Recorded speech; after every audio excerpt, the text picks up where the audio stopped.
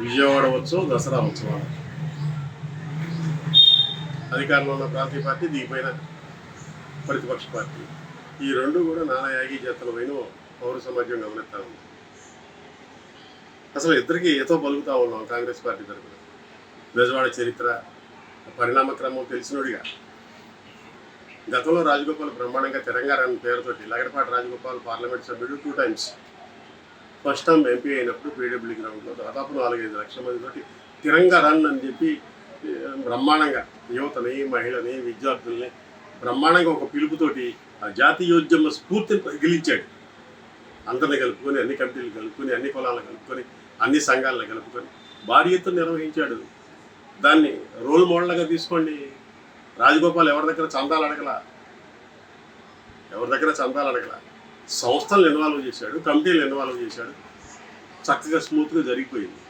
ఆ విధంగా ఉండాలి తప్ప ఇప్పుడు మీరేంటో విజయవాడ ఉత్సవం తలపెట్టడం, ప్రతిపక్షాలు చందాలు వసూలు చేశారంటాం. క్రికెట్ కమిటీ అధ్యక్షుడు ఈ విజయవాడ ఉత్సవం పేరుతో పెట్టి 40 కోట్ల రూపాయలు తెచ్చాడని చెప్పి విపక్ష నాయకుడు ఆరోపణ చేస్తూ ఉన్నాడు. అనేక సంస్థలు, వ్యక్తుల మీకు ఇండెంట్లు వేసామని చెప్తా ఉన్నారు. ఇదంతా ఏంటో అమ్మవారి ఖ్యాతి ఇనుబడించాలి తప్ప మీ ఖ్యాతి ఇనుబడించడం అదంతా కరెక్ట్ కాదు.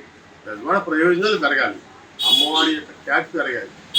అయ్యో అసలు ప్రధాన సమస్యలు పక్కన పెట్టి ఈ చిల్లర పోరాటం ఏంటో మాకైతే అర్థం కావట్లేదు. పండగను ఎవరన్నా రాజకీయం చేస్తారా? అమ్మవారి ప్రాతిథ్యాన్ని, ప్రతిష్టని పెంచే విధంగా ఉండాలా? అయ్యో అమ్మవారి గుడికి ఇంకొక వెనక పక్క నుంచి, కొబ్బరిపాలెం నుంచి ఒక కొండ మీదకి వెళ్తానికి ఒక రహదారి ఇంజనీరింగ్ నిపుణుల దగ్గర డిపిఆర్ తీసుకొని ఆ దిశపై చేయాలి. అసలు అమ్మవారి గుడి దగ్గర ట్రాఫిక్ నియంత్రణ అడ్డుకోవటం కోసం మేమంతా పోరాటం చేస్తే కాంగ్రెస్ గవర్నమెంట్ డిపిఆర్ ఆమోదించి ఫ్లైఓవర్కి డబ్బులు అనుమతి ఇస్తే, చంద్రబాబు నాయుడు గారు ఫ్లైఓవర్ కట్టిన తర్వాత విజయవాడ కొండ వెనక ప్రాంతంలో ఉన్న 2 wheels వెహికల్స్, 4 wheels వెహికల్స్ అన్నీ ఫ్లైఓవర్ ఎక్కకుండా కింద వంటంలో రావడానికి గుడి దగ్గర ట్రాఫిక్ జామ్ అవుతుంది కదా. ఆ సమస్య ఎట్టాగానే ఉంది కదా. అసలు ఫ్లైఓవర్ మళ్ళీ రీడిజైన్ చేసే దానికోసం చర్యలు తీసుకోవాలని చెప్పి జాతీయ రహదారుల సంస్థని కాంగ్రెస్ పార్టీ డిమాండ్ చేస్తుంది. అసలు అధ్యయనం చేయండి. అసలు రోగం ఒకటైతే మందు ఒకటైతే ఉపయోగమే ఉంది.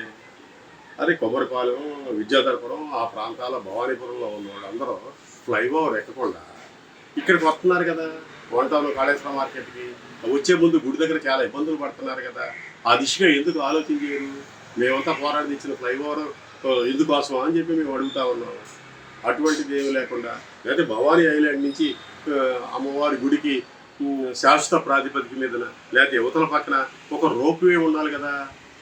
ఏదో విమానం తీసుకొచ్చి కాసేపు ఎక్కించి 2 చక్కర్లు వేసి, ఇది కాదు కదా విజయవాడ అభివృద్ధి అంటే. అయినా దీని గురించి ఏదో రాజకీయ లబ్ధి పొంది జగన్మోహన్ రెడ్డి గారు ఇంకేముంది 70 కోట్ల రూపాయలు 80 కోట్ల రూపాయలు ఇచ్చాడు. ఆయన ఏంటి ప్రకటన చేశాడు తప్ప ఆ నిధులు అమ్మవారి గుడికి అయితే ఏమో రాలా.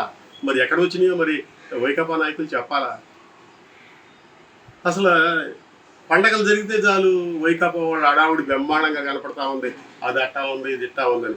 అక్కడేమో బొమ్మల కరుణాకర్ రెడ్డి గారు అక్కడ ఆ గుడిని చేస్తూ ఉన్నాడు, రాజకీయం చేస్తూ ఉన్నాడు, వాళ్ళు ఎదురుదాడి చేస్తూ ఉన్నారు, కేసులు పెట్టుకుంటా ఉన్నారు.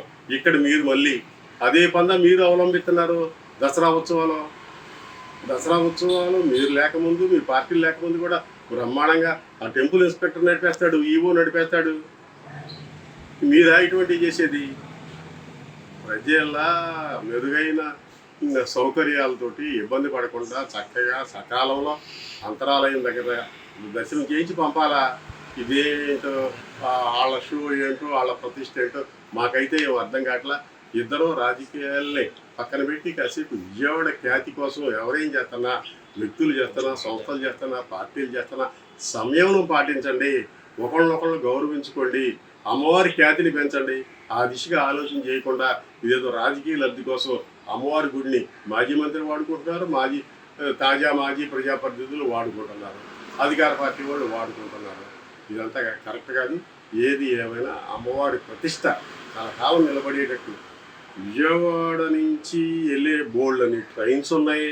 ఒక్క ట్రైన్కి కూడా ఇంద్రకిలాద్రి ఎక్స్ప్రెస్, కనకదుర్గం ఎక్స్ప్రెస్ అని పేరు పెట్టలేకపోతున్నారు. అమరావతిలోనేమో 2000-1500 ఎకరాలతో రైల్వే స్టేషన్ కడతారంట, రైల్వే జోన్ కడతారంట. ఏమండి, దీనికి ఏమైనా బడ్జెట్ కేటాయించాలా? 100 కోట్లు రావాలా?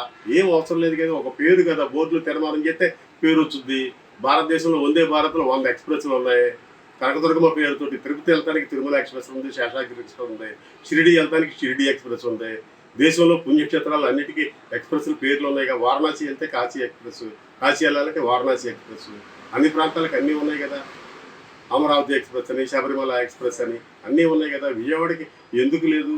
ఏదో ఉంటే అయా గౌరవనీయ ఎంపీ గారు ఆ దిశగా ప్రయత్నాలు చేయండి. ఈ సందాలకు వాళ్ళు వదిలేసేయండి కాసేపు. కళాకారుల అమ్మవారి ఇదంతా కూడా సంగీత సాహితీ ప్రియులు అందరూ కూడా బ్రహ్మాండంగా ఉన్నారు ఈ నగరంలో. వాళ్ళని గౌరవించండి, వాళ్ళని గుర్తించండి, వాళ్ళకి అవకాశాలు కల్పించండి అని కోరుకుంటూ, దీనికి ఇక్కడితోటి చరమగీతం పాడాలని, ఒకళ్ళొకళ్ళు విమర్శించుకోకుండా ఈ 10 రోజుల పాటు అమ్మవారి ఖ్యాతి మీద, విజయవాడ అభివృద్ధి మీద ఏదైనా సలహాలు సూచనలు చేయాలి తప్ప రాజకీయ లబ్ధికి వాడుకోవటం అది పౌర సమాజం అంగీకరించదని కోరుకుంటూ, కొలనకొండ శివాజీ, కాంగ్రెస్ పార్టీ నాయకుడు, విజయవాడ.